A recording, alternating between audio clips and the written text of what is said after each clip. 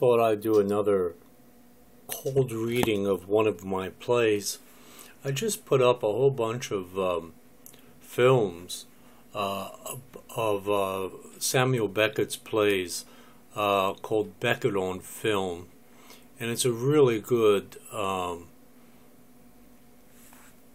display of his work. Not that it's the greatest acting or the greatest directing, but it certainly gives you some idea of what Samuel Beckett was all about.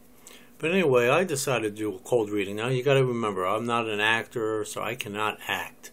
I'll try to act a little bit, but it's I'm not much of an actor. And this play is a let's see how many pages it is.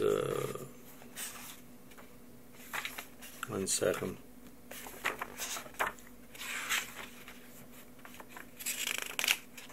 This page is 49 pages long.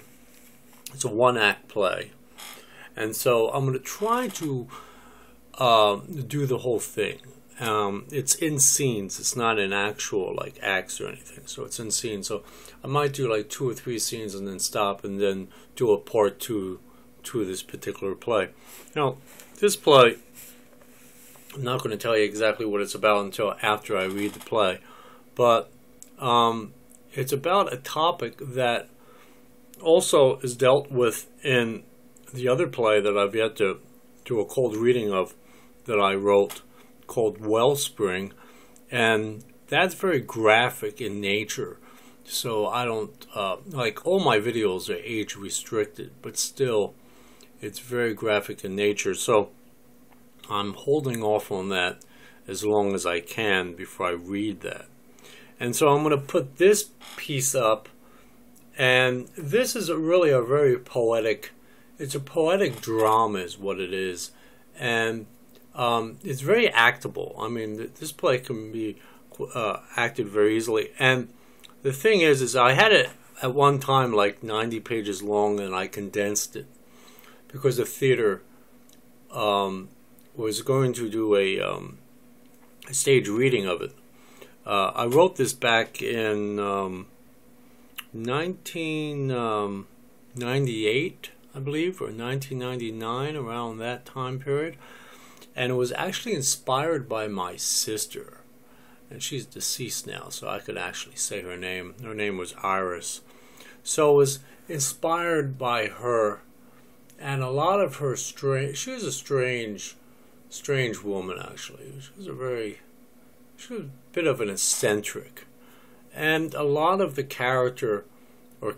the two sisters that I have in this particular play pretty much is inspired by her, by my sister. A combination of both the two sisters in the play basically rounds out more or less what my sister was all about. She was into plants, she was into cats, she was into a lot of clutter, she was a strange, she would collect everything, like she would never throw anything away. I mean, garbage she'd throw away, unused, milk cartons or something, of course. But outside of that, if she came across some kind of wooden object on the street that looked very strange or different, she would just take it home and keep it. I mean, just strange. She was a very strange woman. And not only that, but she was a painter. She was very creative. And a lot of her stuff actually was marketable. And a lot of her friends told her to sell her paintings, and she never did, because she was always pretty much a recluse most of her life, and being the eccentric character that my sister was, she never was really into money. And her and I were sort of like that. I'm not really like into money, so she was that way too. So she didn't think in terms of selling her paintings, which probably she could have probably made a lot of money off her paintings. I have always wanted to have her paintings. And when she had passed on in August of 2007, she left me a little tiny bit of money, but what I wanted. And she was in Philadelphia at that when she passed on, and I'm in Tulsa, Oklahoma. And I didn't learn of her having passed on until January of 2008. So it was like, what, September, October, November, December. Like 5 months later, I found out my sister passed on. That's how much we didn't keep in contact very much. And so what I really wanted was her belongings in her place of residence, because all her paintings and everything I wanted all the little, there's other things that she had that I really wanted. Unfortunately, she had a live-in boyfriend that wound up probably selling all her stuff, and if I had a choice between the money that she gave me after she passed on, as opposed to all the stuff that was in her place of residence, I wouldn't have taken. I mean, if I had a choice, that is, I wouldn't have taken the money, and I would have taken everything that was in her place of residence. A lot of her stuff was pretty unique and very different, and but of course that did not happen. I think her boyfriend probably got a hold of it, and that was that. Anyway, but this play is called Tiny Petals. It's a play in one act, and it was revised again in 2013. I had a theater that was interested in. They were interested. It was called Playwrights Horizons. They were in New York City. They were interested in. They were interested in it. And I think about 99. I think pretty much right after I wrote the play. And it was only like a second draft, because I didn't do a lot of drafts after my first draft, as opposed to what I've done in the from 2007 to 2013, and when I wrote a lot, I did multiple drafts. But back in those days, I do maybe 1 or 2 drafts, and that was it. So they wanted me to redraft it. So I redrafted the piece, but then I stopped in the middle of doing it. I don't know, on like the 40th page or whatever. And then I stopped writing that piece. And then in 2013, I picked it up again and looked at it and revised it again, condensed it more. And I sent it. I didn't send it back to Playwrights Horizons, so maybe I should do that. But anyway, I sent it to some other place in New York City. And it was a very, very small theater, like only sat like maybe 75 people, if that, maybe even 60 people sat. And when I submitted it, they sent it back to me and said, they explained they liked the play, they enjoyed the play, but they don't have the stage for it. They don't have the production. I don't know how you could say it, but like they don't have the right. They don't have enough space to do what I need to have done, because there's some scene changes in there that they're unable to do. So so that was that, and so I never resubmitted it to anything anywhere else. And I'm not going to condense it anymore for that one particular theater. But I could have sent it to Playwrights Horizons, but I would have to do a cover letter on that, because I haven't been in contact with them on this play since 1999. So, 15 years later, they might even have a whole different production season that this doesn't fit into. But anyway, I'm going to read the play. It's called Tiny Petals. It's a play in one act, and the players are Emily Lathbury, victim of abuse, 25 years old; Hasium Hess Ward, police officer, 35 years old; Eliza Lathbury, Emily's sister, 22 years old; Adriel Gershom, runaway friend to Eliza, 16 years old; Rosemary Lathbury, mother to Emily, Eliza, and Catherine, 63 years old; Catherine Rose, separated from husband, 30 years old. Role doubles accordingly: Mo York, newspaper boy, 20, played by Adriel Gershom; Scene breakdown is scene 1 is parlor, scene 2 is meadow, scene 3 is music study, scene 4 is meadow. The time is scene 1 is present, scene 2 is next day, scene 3 is next day, scene 4 moments later. So this is Act 1, Scene 1, setting, parlor, clutter, at rise, winter, evening. Now I'm going to say the names, and then I'll just not say the names after that, and then we'll just see how it goes. As the lights fade up, we see Emily Lathbury spraying the plants. Then we hear the door buzz. Emily. She crosses to the intercom. She presses the button. Who may it be? Mo's voice. Paper boy. Emily. 2 plants. It's Mo. Mo's voice. I'll wait, Mrs. Lathbury. Now I'll just go by the lines and not use the names. You're buzzed in, Mo. Haven't been to the mailbox in weeks. I hope I haven't missed anything important. I recently subscribed to People magazine, too. Doorbell rings. Mo, is that you? Yes, Mrs. Lathbury. Let me place down my little brown mug, and instead she takes a look into the door mirror. Oh, well, who's counting? I'm coming, sweetie. She opens the door. You are handsome this starry night, Mo. Thank you, Mrs. Lathbury. Would you like to come in for a little while? I do have other addresses to deliver to here. That's a whole $50 bill? Yes.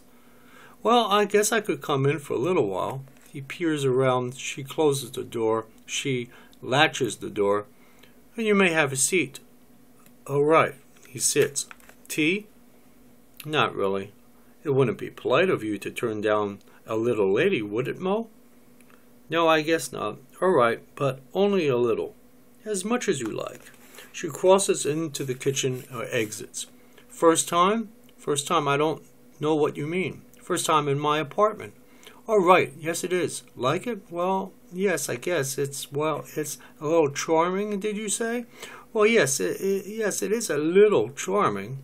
Indifferent yet charming. You aren't saying that to merely please the little lady of the house, are you? Oh, no, of course not. The tea will be finished shortly. She enters. And so, Mo, how long have you been delivering? It's my father's business. Your father's? Yes, see, he inherited from his father, and we've been at it for over 88 years. That's an awfully long time. Yes, it is. My father owns his own digital printing press. He wants to own his own production studio. Television studio? Yes, that's if I can sell more of his papers. I mean, the tea, it won't take too long, will it? The tea? Yes, Mrs. Lathbury. Mo peers around. You don't live here all alone, do you? Oh, I was only wondering about your father's business.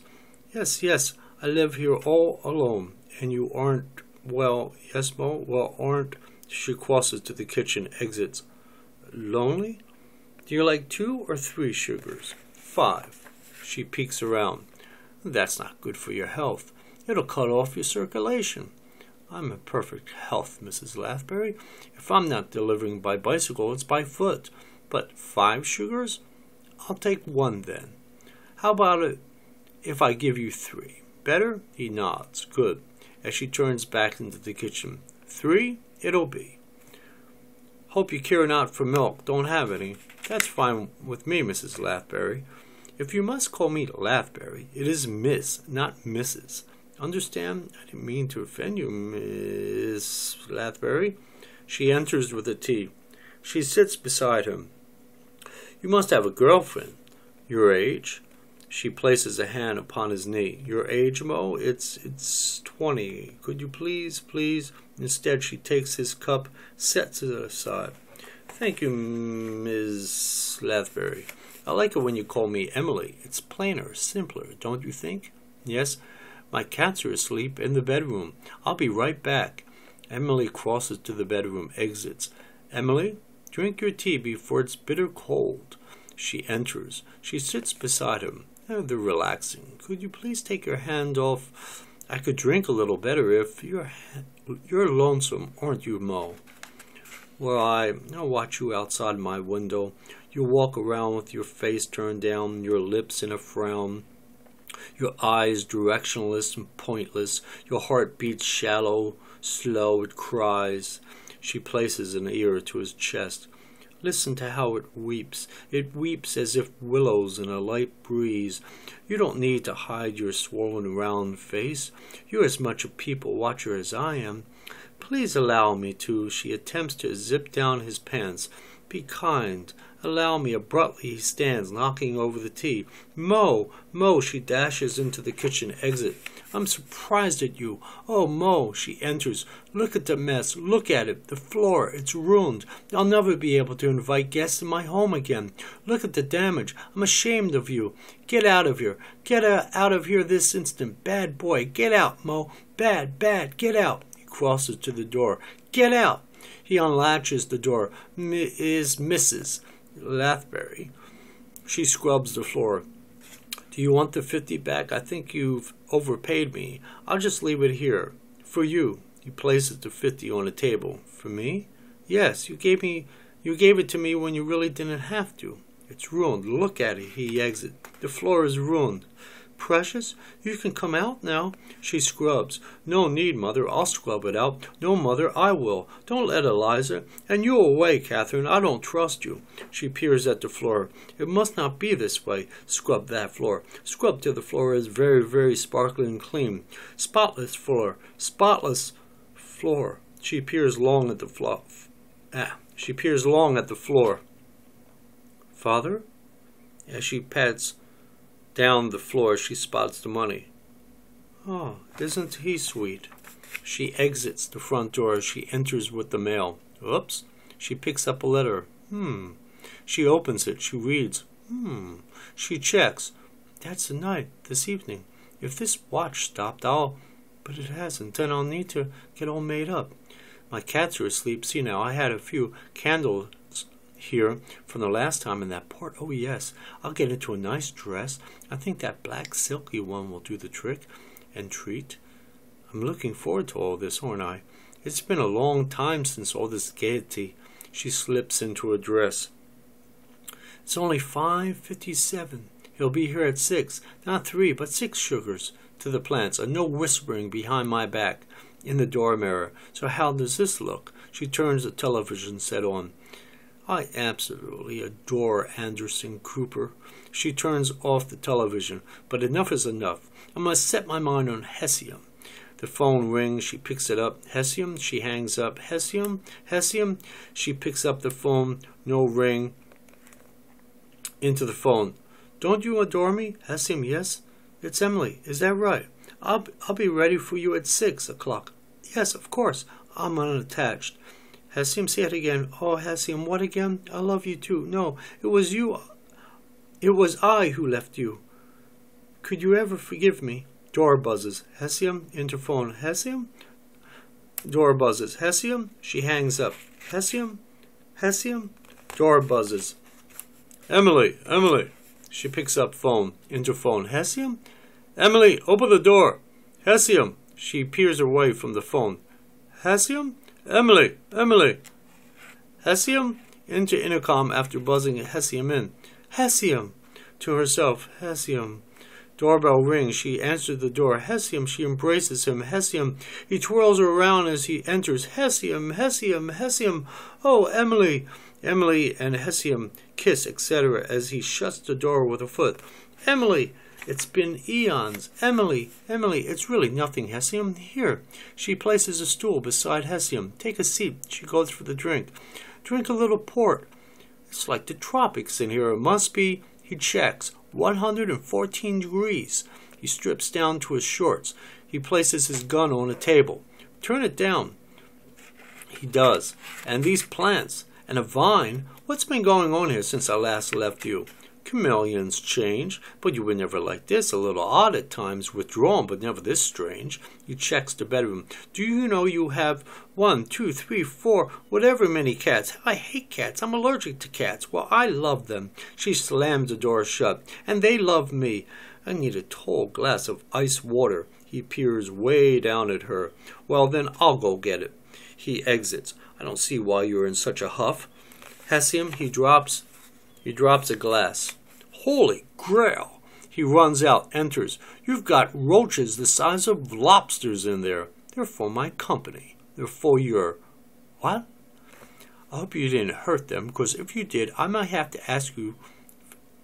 excuse me. Because if you did, I may have to ask for you to leave. You're telling me you live like this because you like to? Don't tell me this, Emily. Please don't tell me this. You're mad. She caresses the plants. Sweet, wandering leaf. You speak to those plants as if they are real. Come here, touch them. Not that kind of real. Plants don't have ears.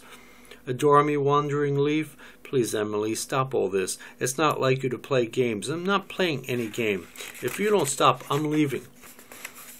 It won't be the first time.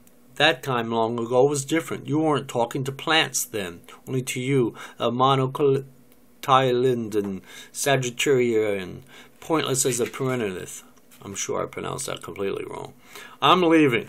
He dresses. You don't see things as I do, and what don't I see except the garbage dump? The beauty amongst you're out of your life's decadence. Life is full of ugliness and despair and death, morbidity and decay and depression and pain. Don't you see it in their faces? She comforts the plants. They yearn for the magnificent sun. Instead, they are forced to live like this. We are all forced to live like this. Come here, Hessium. Hesitantly, Hessium crosses to Emily.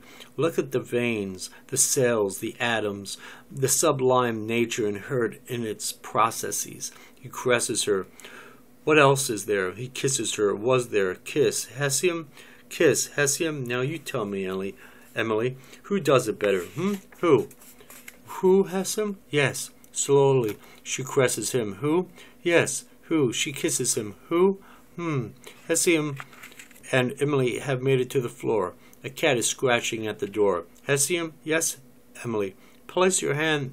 Thank you. Your hand is kind. Does it feel good? It feels wonderful. How wonderful. Vehemently wonderful. Enough to leave all this craziness behind? Precious? Emily scrambles to the bedroom, exits. Oh, my dear Precious, forgive me. It's only a cat, Emily. Only a damn cat. It's not a damn cat, Hessium. It's Precious. I'm leaving. I had enough of this. He dresses. Go on. Continue to live in this craziness. Live alone, why don't you? I don't think the cats or those plants with bat and eyelash will refuse you, will place you on hold like you did me many years ago. You can deal with these responses, these dilemmas, these problems, but you can't deal with life. God, it is so hot in here. Don't ask me why I came back. Don't ask me why I'm here with you. Don't ask me. Just don't you ask me. He opens the front door. Do you hear me? Don't ask me or else I'm warning you. He exits. Then he enters. Emily? He looks around. I can't leave. I have no place to go. My wife, Mary Jane, threw me out after 10 years of marriage. What am I to do? It's not like a couple of years you married and then. I guess he can kind of say I'm uprooted. Emily? She enters. She crosses to the kitchen. Emily? He touches her. I'm separated from my wife. She stands before him. Maybe I could stay here. I'll keep my hands to myself, okay? She crosses to the television set. She turns it on. She sits. I saw Body Heat the other night. He strips down to his underwear. Just stop me if I offend you. It's awfully hot in here. By the way, that's a nice dress. Sexy. You never wore things which were sexy, you know? Now this feels better. I need to take a leak. I need to use your bathroom, all right? He exits. She exits. Into the kitchen. He enters. He sits. She enters. Gotcha. She sits on his lap. Now this is more like it. He touches her. You've got such cute tits. Come on, Emily, let's do it. I'm getting horny, Emily. Come on, let's do it. She leans back. Now you're talking. Zip goes the dress. Oh, Emily, such ripe peaches. Allow me a nibble or two. Come on, Emily. You'll spoil the mood. Oh, come on, Emily. Don't hold back like Mary Jane. He remotes the television set off. Let me see you out of that dress, Emily, okay? She switches on the television set. He off, she on, off and on until Hessium kicks the television set over. Stop all this stupidity, Emily. I'm here. I'm back. Let's give this relationship another try. Listen, if you want me to leave, even though I have no place to go, I'll leave. You just give me the word, okay? She crosses into the bedroom, exits. As she slams the door closed. Emily? He crosses to the bedroom. He knocks. Emily? He knocks. Repeats her name, Emily, as the lights fade out. End of scene 1. So that's the end of scene 1. I'm going to stop this video because I have to do something, unfortunately. But anyway, I will continue this into part 2 of this particular play, The Tiny Petals. So anyway, hopefully you enjoyed the first scene, and then I'll do the second scene very soon. Hopefully I could just finish the entire play, because right now Act 1, Scene 2 starts at page 18, so it's not really that many pages left. Anyway, finish guys, this play have a good day. Tiny Bye. Petals. I'm going to call this part 2, and I'm going to begin where I left off at. And once again, I'm not an actor. This is a cold reading. I'll do the best I can. Anyway, I'll say the names, and eventually I won't say who's speaking each turn, So anyway, it's Act 1, Scene 2, setting, meadow, tall pine, circular bench. At rise, next day. As the lights fade up, we see Eliza Lathbury seated on the bench. She watches an off-stage toy plane flying about, above her making whizzing sounds. The toy plane crashes into the tree branches above her. It putters out. Eliza peers up as Israel Gershom enters. He stops before Eliza. Adriel. The sun blocked my vision. I couldn't see. He steps under the branches. It's lodged up there pretty far. Just got it for my 16th birthday the other week. The only thing my counselor could afford. Or so she tells me. She peers at him. See if I can. He's about to step up onto the bench. It's no problem, is it? Eliza. Here, surrounded by beauty, truth, serenity. I'm welcome. And then I'll just go back and forth. It's too high up. I'll need a ladder or something. He backs off from the tree. Do you live around here? I mean, it's an awfully secluded area. Only a grave site just over that ridge. I've never been to these parts before. Now listen, if I can dislodge the plane, I'll make sure it never ever happens again, okay? I'll be sure never to trespass into these parts ever again, okay? She kneels on all fours, touching the ground. Shameless it all is. What all is? The light everywhere, up behind those clouds, erect, as brave as ever, as pointless as God himself, timed, arranged, conducted by infinite waves of cosmic energy. She places an ear to the ground. I can still hear them from this far away, yelling. It never stops. What never stops? She never listened. You make it sound like someone died. She reaches her hands up to the sun. I'll calmly absorb the light, become one with the light, regardless of all their silver, crystal, and gold, their eyes so covered in want, mine so still and knowing. Do you have parents? My parents were too selfish to keep me. Where's your father? And don't tell anyone, okay? I just ran away. I hate that shelter. Pretty neat plane, though. You mustn't ever run away. I've been there long enough, since age 2. I think now's as good a time as any. It's been 6 nights on my own. I'm not afraid in the least. What if they catch you? All I gotta do is hawk the plane she gave me and I'm off. What can she do to me? Put me in the same place I was before? Just gotta escape better next time. I want to show you something I did. Eliza sits on the bench. Okay. She takes out a glove as Adriel sits. See? Lace. Hand sewn, with more than one hand. She allows him to touch it. Ever imagine what the shape of the world would look like without hands? As he touches the glove, she touches his face. Like a newborn, he eyes her. You're so soft, warm. She kisses his neck. May I start anew? She gently lays a kiss on his lips. Let the cloud continue like sails, like wings fluttering above petal bloom. She caresses him under his chin with her gloved hand. Is Eliza old? Eliza, your name is Eliza? Pledged to God. Adriel Gershom, Italian Jew, half nuts. My school friends say I'm something of a kidder. How many? Close friends? I'd say 2, and they better not rat me out. Girlfriends. I've a face only a mother could adore, or so they tell me.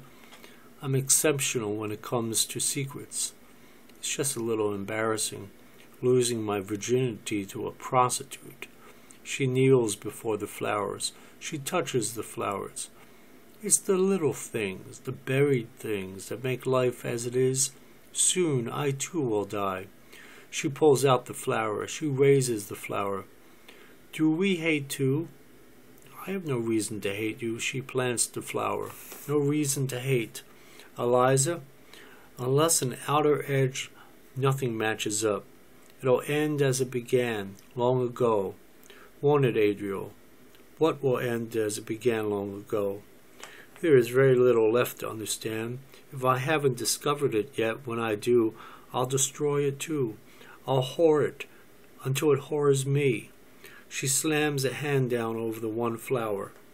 I really need to, well, listen, I'll come back tomorrow around noon. You be here, all right? I'll even have a ladder and all. You can help me get it down. We'll make it into an occasion, okay? He starts off. Adriel, he stops, turns slightly her way. Yes, Eliza, I like you. Tomorrow at noon, he walks on. Adriel, she gestures for him to stand on the bench. He steps up onto the bench. He reaches to the plane. He hands the plane to her as he steps down. He kisses her. She touches his face. No sense of consequence. She crosses to the flowers, cradling the plane. As she kneels before the flowers, he crosses behind her. They're dying, aren't they? Don't ever leave me, Adriel. Why should I? I'm an awfully bad girl. I'll never amount to anyone in particular. Only if God hadn't created the lonely, I'd be fine, truly fine. I've nobody, only myself, who is no one. You're someone very special. And who is she? Hey, you helped me get the plane down. That's something awfully special. Something awfully special. How do you suppose it's something awfully special? It's special to me. I've wanted this plane for over 1 whole year. Every other kid wanted this one. It was the greatest red dog fight in the entire mall. I pressured my counselor so many times I thought I was going to give her a heart attack. And did you? That house beyond that ridge over there is yours, huh? Your parents are awfully wealthy. And this land here, I bet it is all yours too. That's really something. Maybe someday you'll inherit it. That'll give you status, social standing. Not that you need it or anything, only that it will. My parents are separated. Sorry to hear that. Well, then you probably live with your mother, even though these days you never can tell. Both. Only we have 3 separate rooms, 1 in each. How long it's been this way? Years. How old are you? 22. Am I pretty? He walks around her, looking her over. I find you kind of interesting, the way you express yourself. People say, stop hiding behind your words. But if I were too honest, they'd punish me. Who, your mom and dad? Adriel kneels before Eliza. No one likes the truth. For I am the truth. Sorry, sometimes you speak so too softly. I tell the truth. I cried out often into the stale black night, and no one heard. No one reached out. Again, her core lay bare, its stare intense. She scratched and growled. No one appeared except Eliza must remain well. Eliza must be polite. Eliza must be well informed. Eliza must be looked up to. Eliza must be this. Eliza must be that. Eliza must be here. Eliza must be right. She's not, what is it, overbearing? Because I took her one true love away. Do you know my father built this bench when I was a little girl? He used to lock himself away in a room full of symphony, carving a way out of yesterday. Your father was a conductor? A conductor of sorts. Touching. She traces a finger about his face. Where was your mom? Mother kept him sedate. How? Pretty little cognacs, stacked neatly in rows, 1 a jigger, 2 a jigger, 3 a jigger, go. Eliza, thunder, thunder, torn asunder, what's that mean? Mother wouldn't let little sis and I sleep with her. So I take it you slept in your dad's bed.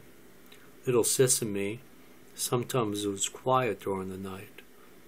Could you tell me how it made you feel? She stares at him. She caresses his cheek. Listen, Eliza, would you like to go to a carnival? You're asking me to go with you? Yes, would you like to? My good friend. Tomorrow is the Friday fair. Tomorrow is Friday? Yes, of course. Didn't you know that? She withdraws her hand.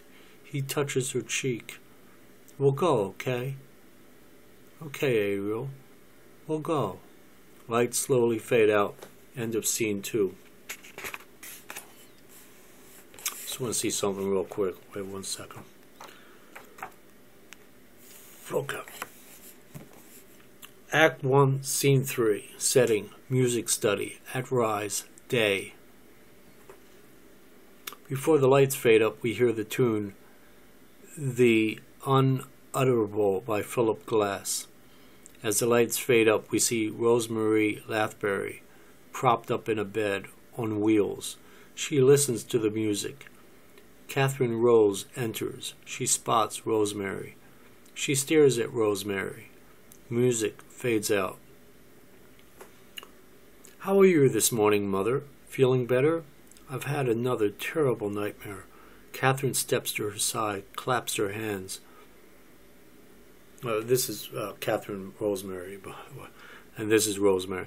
I'm so glad you arrived when you did. It's awfully upsetting caring for myself. That maid I hired a year ago needs a good wallop with a banana stalk. Tomorrow I fire her. And then Catherine. Every year you fire a maid. What's this coming to? Maybe tradition. It's what I need round here. Oh, the trouble I face every time I fall off to another bout of sleep.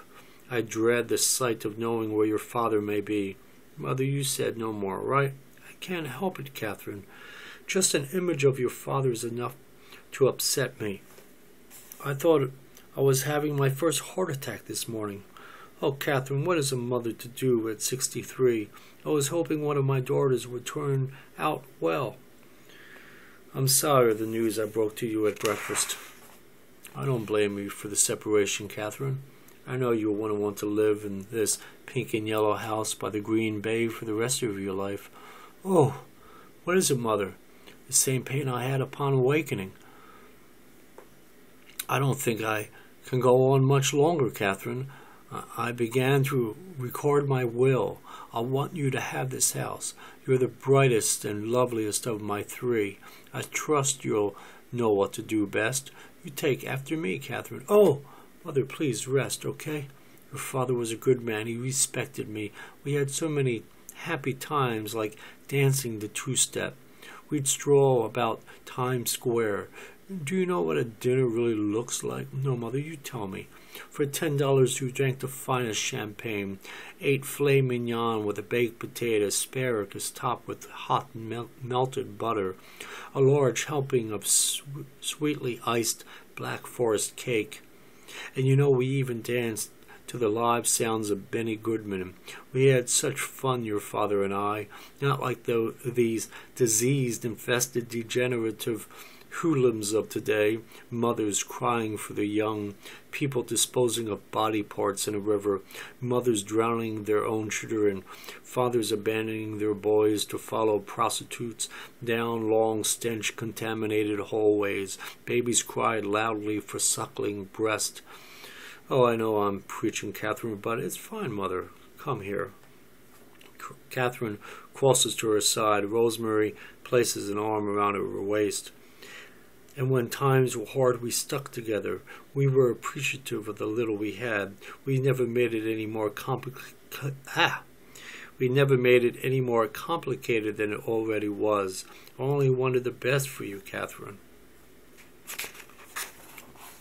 Some things turned out bad, not everything. Would you like for Rube and I to be together? Regardless of how much I may need you, I need you more with him than with me. Your father will look after me. As Catherine kisses her on the top of the head, the doorbell chimes. Who can this be? I didn't invite anyone. I'll go see who it is. You just rest. Stay calm, okay? Okay, baby. Catherine crosses into the hall, exits. And this is Catherine's voice. Hessium. Emily's voice. Don't make me go in there. Hessium's voice. All day she's been like this. It's good for you, Emily. Now come on. Catherine enters, followed by Hessium and Emily. Look who's here, Mother. Hello, Mrs. Lathbury. Is that Hess? Hess Ward? My Hess Ward? The Ward who I wanted my Catherine to marry?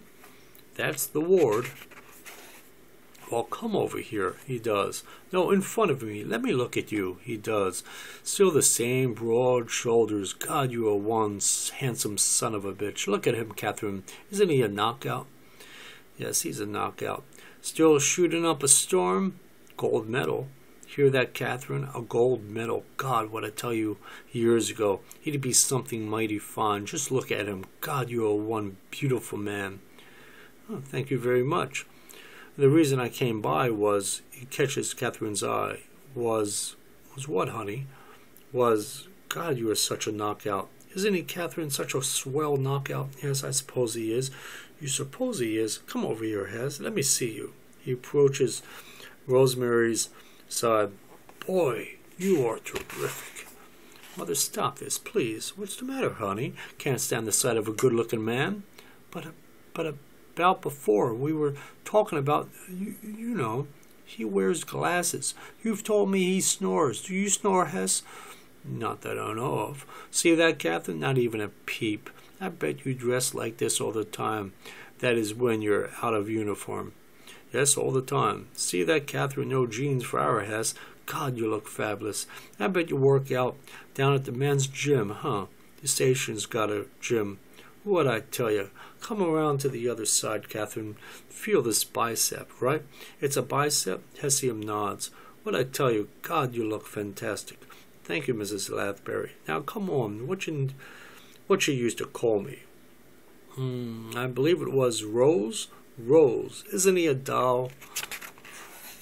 The reason I came over is fix me a cup of tea, Catherine. Okay, baby? Okay, Mother. Catherine eyes Hessium, then exits. Rosemary eyes Hessium. You like my Catherine, don't you? Quietly. She's currently in separation.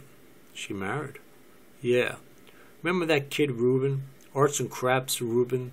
He has a big chain of stores now with yarns and marbles bouncing all over the place. I tell you, it makes me want to puke. Don't tell my Catherine that. I won't. Don't want to break her heart. Oh, Hess, you look so... Rosemary is lost in his eyes. She comes to. What you come here for, Hess? Finally come to your senses and asking my Catherine out? You know, she waited long enough then. What's another hour? I came by 'cause he peers around. Where did she go? Who go? He looks around. Hem? Hess? Hem? Hessium spots Emily under the desk. There you are. Will you come out? What's the matter with you? I don't want to see her. She's not my mother. Now quit that. Come on out. Come on, Emily. For me? Eventually, Emily crawls out. She stands before Rosemary. I thought it'd be a good time as any that the both of you work things out. There's no reason that you can't work things out. It's all for the best, Rose. Mrs. Lathbury. What? My name is Mrs. Lathbury. To you. Catherine enters with a tray of tea and foodstuff. Sugars, mother? I want this child out of this house. What, mother? I said get this child out of this house now. Rosemary falls back, feeling her heart. Catherine dashes to Rosemary. Mother, what can I do to help? Mother. Don't come near me. Don't hit me. After your father, you set out to punish me, but I'm not at fault. Don't swat me. I try to hide her from the world. My hands are still marked. Look at him, Hesseman, look at him. If we can only work things out, Mrs. Lathbury, I believe everything will be. Sister Catherine knows. Tell him what Mother did to me. Now, Emily, you know very well where those marks came from. You tried to scratch your way free that one night, liar. Please, Catherine, you know how I must not be around her. Doctor's orders. Please make her go away. Please, baby. I hope you drop dead. Rosemary tries to rise in bed to hit Emily. You no good little troublemaker. You drove your father away. You tore this family apart. But I'll be damned if you kill me. She falls back into the pillows. I won't give you the satisfaction. I'm going to live long after you're dead. You hear me, you no good little tramp.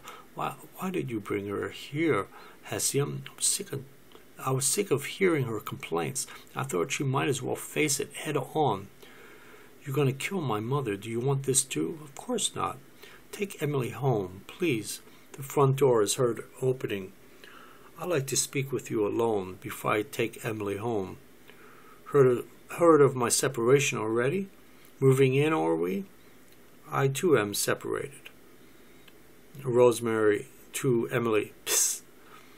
Emily makes a cat scratching noise at Rosemary. Eliza enters with Adriel. Anyone else care for a cup of tea? Rosemary nudges Catherine over. Get rid of that child. I will, okay? I will, I promise. Who else like to have tea? Adriel and me. Anyone else? I'll have tea, Catherine. So will Emily. To Rosemary. I will, Mother. I promise. I'll be right back. Eliza leads Adriel over to a love seat. Eliza and Adriel sit side by side. Mrs. Lathbury. Yes, Mr. Ward. Hessium crosses to the side of Rosemary. What about this matter your husband's missing? What happened since I don't quite understand. Paul left without word. I could look into it for you. I have that kind of weight if you need it, Mrs. Lathbury. Rose, Hess. Rose. Maybe we'll be able to locate him. Maybe it's worth another effort. I do know a unit that may be able to. Catherine needs you. She's really separated from Reuben. You'd probably find her right around that bend. Off stage we hear something being bumped into. You two always smiles. Go to her. She needs you. But about Emily, I've been rid of her for years since her father's disappearance. Please. Rosemary grabs onto Hessium's clothes. Go to her. She needs you. Hessium backs off from Rosemary. As Hessium crosses out of the library and Catherine crosses into the library, she collides right into Hessium. Rosemary lightly laughs to herself. Emily exits. Emily? Catherine takes Hessium by the arm, bringing him aside. You were really separated? All I could talk about over the years was you. Really? And Emily? I had thought maybe, but I had to start somewhere. I was thinking of reuniting with Reuben. Why the breakup? I have a beautiful daughter now. Her name, Elizabeth. She truly astonishes me, how, to know Reuben and I, such opposites, brought such a blessed child into this world. Truly it fascinates me. Could Mother have been right? I must first work out something with Emily. She causes me much alarm. I can't leave her like before. I'm sure you can understand. She kisses him on the cheek. You and I will talk later. He crosses the exit. He turns to Catherine. He exits. Emily? Maybe we plan for what's next. Not so soon, Mother. He hasn't even asked me. He has. You're awfully quiet, Eliza. Words often fail to disclose. It's nice to see you have a friend. Hessium enters. It's Emily. What about Emily? I can't find her. What do you mean? Did you try the upstairs bedroom? I tried the attic. No Emily. Where could she have gone? To the tree. To the tree? What tree? A favorite family tree. It's been in the family for generations. Why would she go there? To find peace. Come on, I know its location. I'll show you. Is it far? Not too far. It's beyond the ridge. Let me grab my jacket. He kisses Catherine on the cheek. I missed you. Eye to eye, then Hessium and Catherine exit. Will they find her there? It's written across the earth. Eliza crosses to the window. She peers out. To amuse where splendid eyes see as delicate a concern as this. Shall we leave? I'm losing you again, Eliza. You must let me understand without Adriel crosses to her side. Falling slowly, we're falling slowly, one by one, falling slowly. She takes him by the hand. I like you. I really like you. I like you too, Eliza. Fear is pain. Want is pleasure. Fear and want make life worth knowing. You are truly a wonder, Eliza. If she speak, the sap will leak. Eliza, if they try, they so may die. Eliza, please tell me what's going on. If I cry, I too will die. I never want to lose you. I love you. I mean, Eliza places a finger over his lips. We must go now. Didn't you hear what I said? We must go, for she needs us. I want us to run off together. It never felt so right in my life before. Please, Eliza, let's run away, far, far away. We must go. Eliza takes Adriel by the hand. Eliza starts to exit. Eliza, she drops his hand. She exits. Adriel looks at Rosemary, who appears asleep. Adriel exits.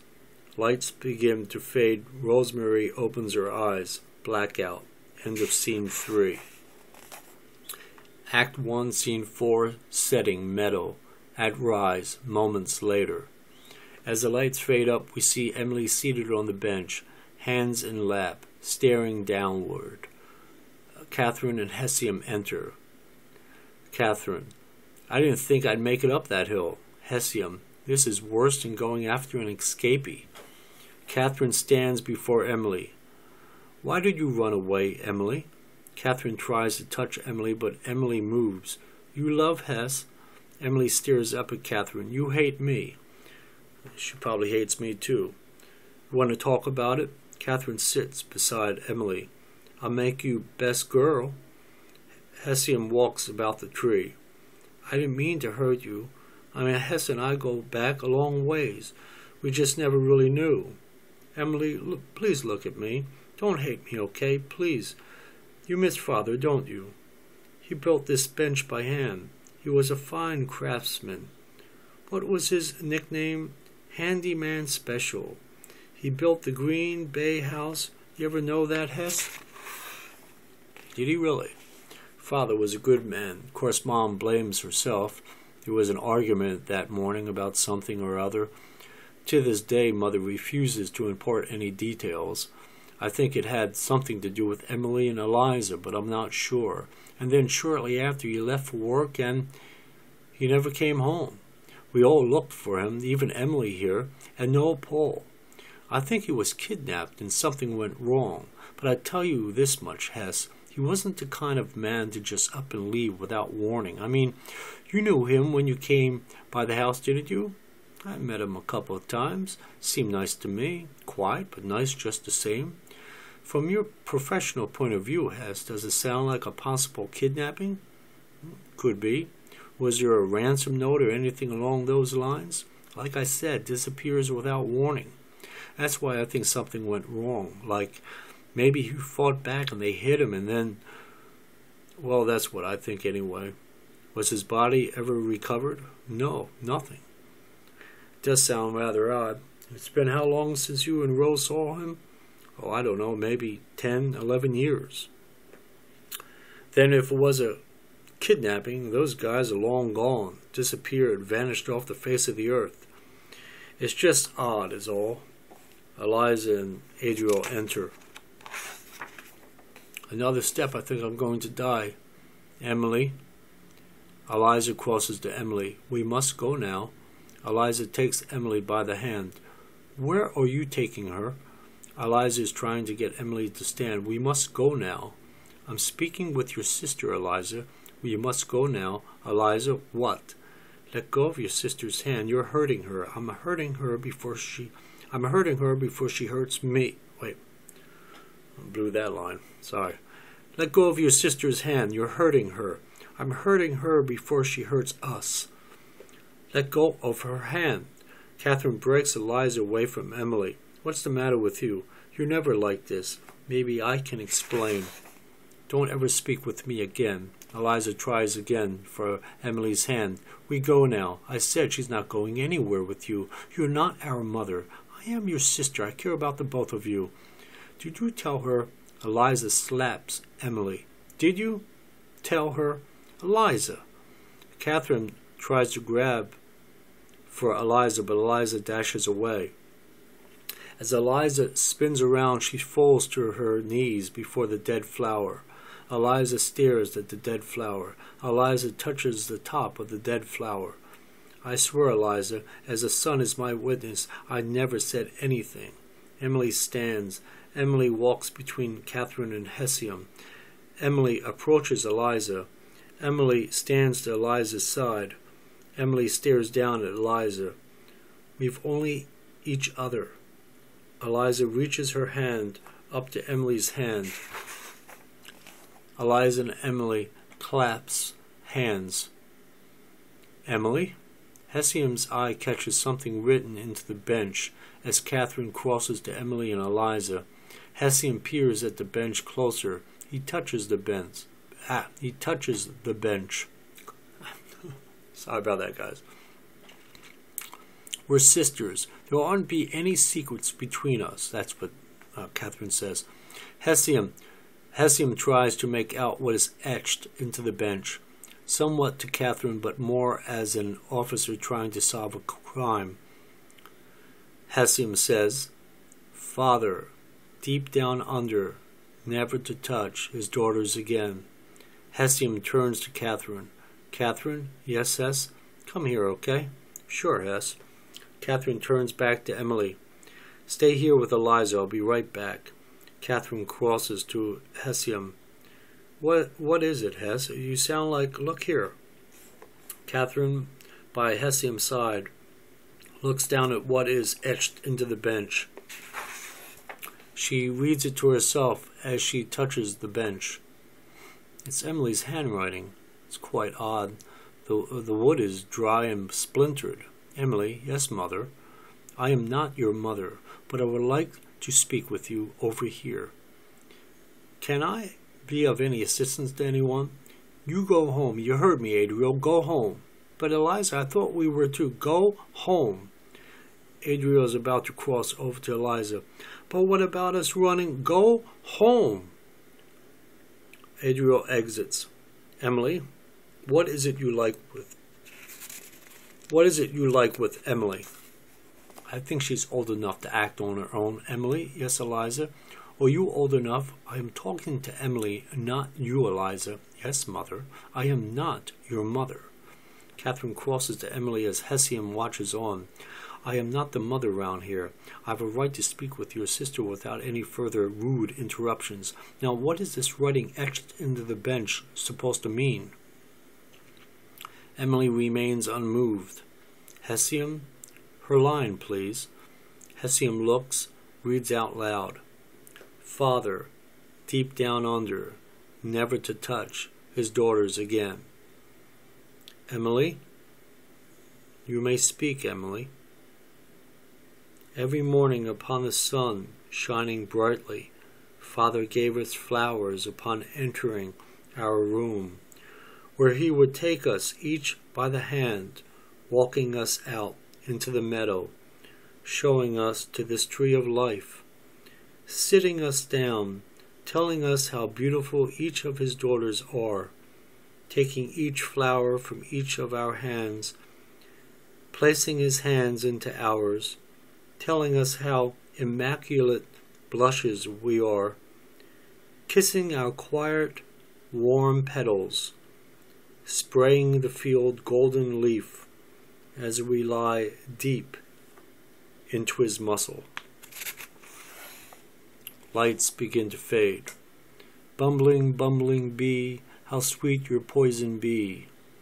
Bumbling, bumbling bee, how each flower sways before thee. Bumbling, bumbling bee, cast out your shadow upon me. And then Catherine says, at the same time when that line is said, Catherine says, Father is buried deep beneath me. End of scene 4, end of act 1, end of play. So, what that play was about was incest and murder. And that's basically what Wellspring is about, that I've held off on for a very long time.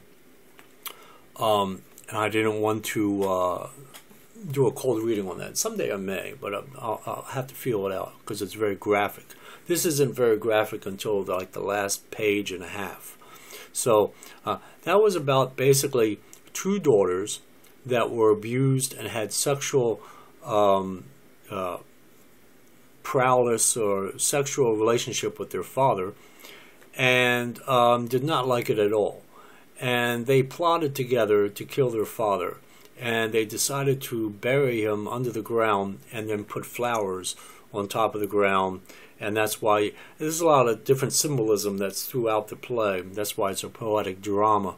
So you have dead flowers, live flowers, sun, sky, and then weeping willows and all this other stuff. And it all it's just like these little tiny symbols throughout the play, that like little clues that add up to the last page and a half. And then when you finally get to the last page and a half, then it completely makes sense. But anyway, that was a play I wrote, and it was inspired by my sister. And though she never had sex with my father, thank goodness, and she did not kill my father, by the way, because that was my imagination. But there's a lot of those two characters, Eliza and Emily, that there are some characteristic traits that are from my sister. So I sort of taken that and blended it into the play, and she pretty much inspired that play. And actually, Rosemarie Lathbury is actually more or less sort of patterned after my own mother. Especially when she talks about with her husband and they're doing the two-step and listening to Benny Goodman music and all this. That's what my mother actually did with my father. So so there's like blends of stuff that I put in there, certain strains that unless I tell you, you wouldn't know that what was real as to what was not. And then I just took like the inspiration from my sister, a little bit from my mother, and then just dramatized the hell out of it and created this story. And then and it went through when I rewrote it in 2013, condensed the play even further down, and it was funny because when I wrote it, I think it was in '98 I wrote it, and I don't think I read that play since like 1998 or 1999. And then I read it in 2013, so it's like 14 years later or so I read the play. So when I read the play, it was very cold, and I knew exactly what needed to be done. So I'll probably resubmit it to Playwrights Horizon, like I said in part 1 of Tiny Petals. But I'll see what I'll do with it. I don't know. I'm not really sure. But yeah, that was about incest and murder, what that was about. And it was done in a very poetic manner. Whereas Wellspring is a little poetic in there, but it's a very hard-hitting type of play. It's very graphic. and it also deals basically with those subject matters, but it also deals with other matters too. And I don't know, I might do a cold reading on it. I might put like a note in the description saying that, like describing that this may offend people, and try to realize that it's just a play, it's just a story, it's nothing real. And I mean, it probably goes on out there in the world, don't get me wrong, but in rare cases, of course. But the story itself is just from my head, some creative stuff that I put together. So I might just put that as a note in the description if I do upload, do a cold reading and upload it onto YouTube as far as Wellspring. That's extremely, I mean, like this is only like the last page and a half does it go into the incest and the murder, whereas in Wellspring the entire play from the first page to the last page is just graphic about incest and murder and all kinds of other stuff. So it's very, very graphic and very concrete from page 1 all the way to the end of the play. And it's actually my, I would say that my deepest play I've done. And every place that I sent Wellspring out to, actually, I sent it out to 4 places. One place returned the script, and I always put a self-addressed stamped envelope within the envelope so they could send it back. And I sent it out to 4 different theaters. One of them sent it back with no comment, and the other 3 I never heard from again. Because no theater probably would want to put on that particular play called Wellspring. If it would ever be produced, actually I would have to produce it. Not only would I have to produce it myself, but I would have to direct it myself, because no, I don't even think a director would want to touch it unless they really sit down with me and we talk it out, and he realizes there's really something of serious substance there. And just like in this play, in all my plays, you know, that I do cold readings on, right after I'll explain it. So I will explain Wellspring to you, so you won't be completely shocked or confused or in awe of what the hell just what I just read to you. You know. So anyway, that Tiny Petals was about the tiny petals, meaning not just flowers and all this stuff, but also the tiny petals, like Georgia O'Keeffe, when she did her paintings, she was doing these really nice tulips and flowers and stuff, but it was actually supposed to mimic what a vagina looks like. Well, the same thing with Tiny Petals. Tiny Petals is about these young kids when they were very young. They were abused by their father, who was supposed to be, in Rosemary's eyes, the greatest husband in the world, could do no wrong. And here he is creeping into their bedroom at night and having sex with them at very young ages. And so when you're young, vaginas are very small. So that's why I call it Tiny Petals, because it's supposed to be tiny petals, like tiny vagina when they're young kids.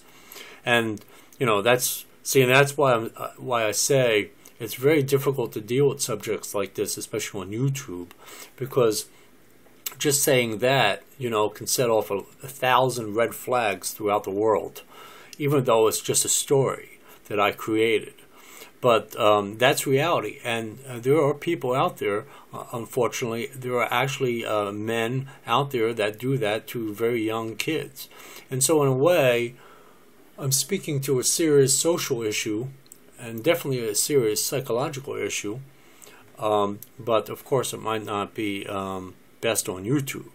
But if I explain, like when I do Wellspring, and if I do Wellspring, there's a good chance I will, but I'm not really positive about that. But anyway, when I do that, I will explain myself or explain the play after I do the play, because unless I explain it, I'm sure it'll get red flagged.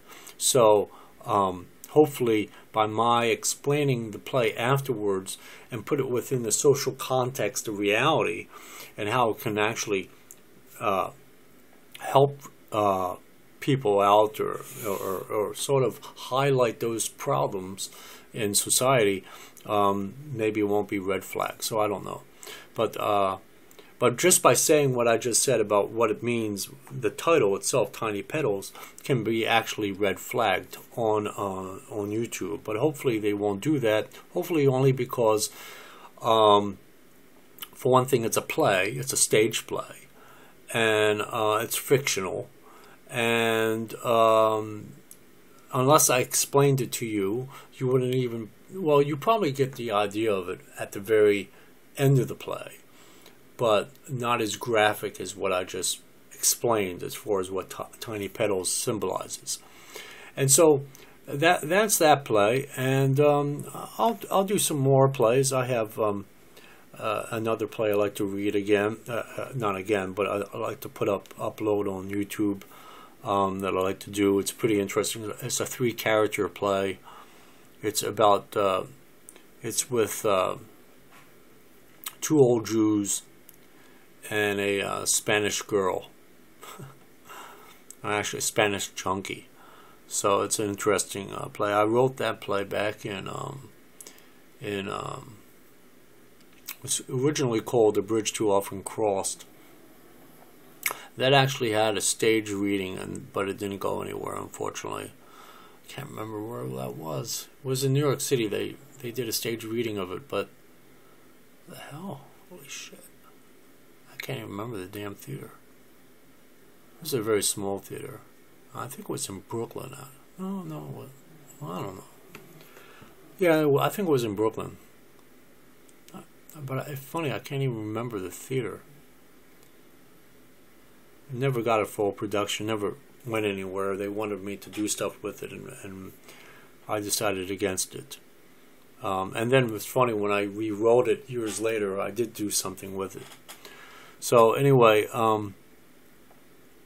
but that was written back, I think, in like about 1986, 1987, about that time period when I wrote that play.